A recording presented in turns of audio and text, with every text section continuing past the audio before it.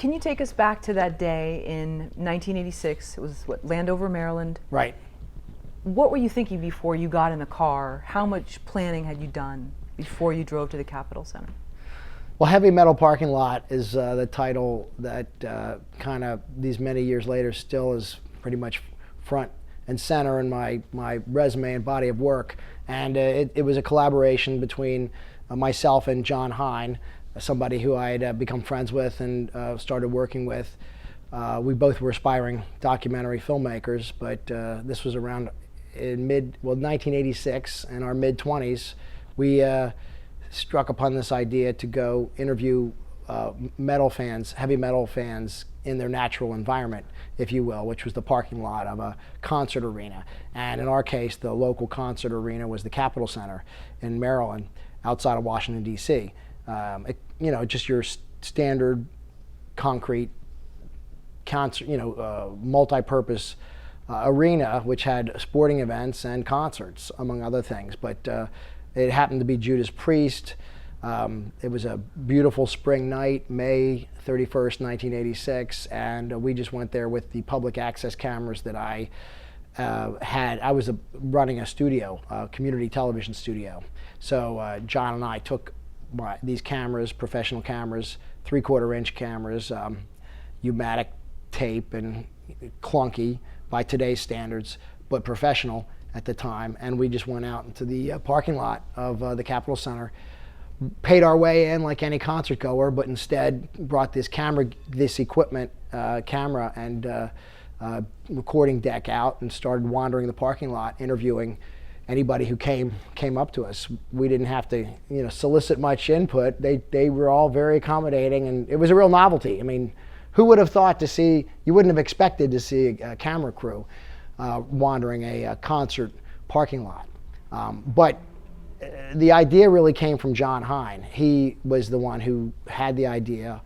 I had the equipment, and we we went in. I paid, driving my '78 Bonneville in like any other concert goer, paid our $5 admission to parking, paid our fee to park, and just that's how it started.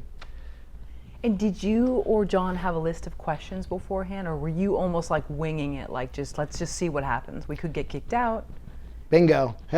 We actually, what happened was we had an idea that it would be colorful and entertaining, but we also were not metal fans. Excuse me, we were not metalheads. We were familiar with the music and familiar with the culture because it was very very popular.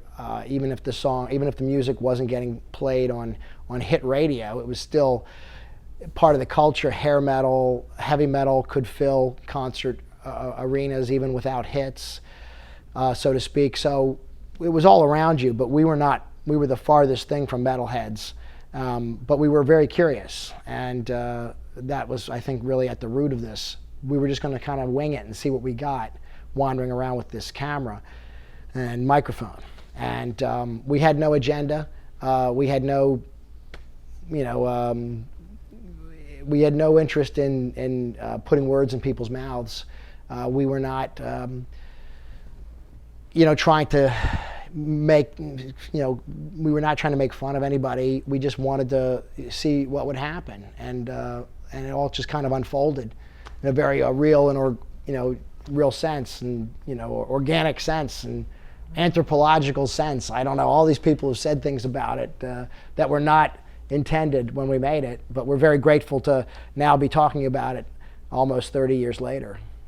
And so how much time did you actually spend in that parking lot? Once you parked that car, that Bonneville, what was the time frame? We were in the parking lot for 2 hours. We probably rolled in at 4 o'clock. Let's see, the concert would have started at 7. I don't even know, or 8 maybe? That seems kind of late. But I remember us being in the concert parking lot for about 2 hours. Because we only had a little over an hour we had 4 tapes, 4 20-minute tapes. So that's an hour and 20 minutes. And once we filled those up, we were done. So it was a very low shooting ratio, and which is kind of unbelievable even to me right now. But we only had 4 surplus U-matic tapes. They weren't even brand new tapes. We just took them from the stockpile of the cable company. And so all of this is it's not how I would do it now. Do a lot different. Brand new tape, a lot bigger shooting ratio, would get a lot more content. But at the time, we just struck gold with just that hour and 10,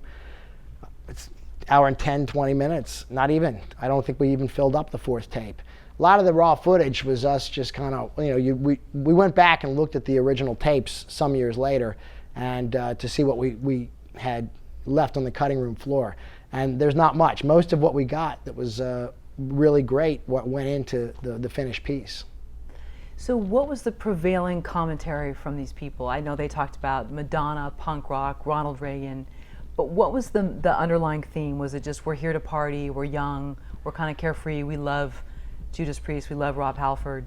Well, I think it was really just, like I've been a concert goer. I mean, I remember what it was like to, be passionate and excited about music or whatever music was,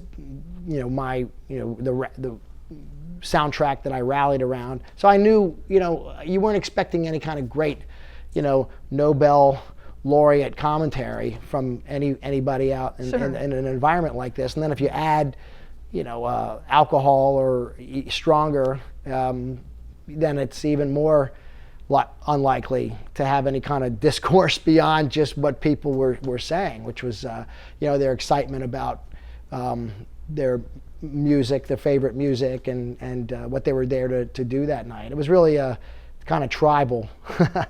And one of my favorite reviews of Heavy Metal Parking Lot was around the time, not long after we started showing it.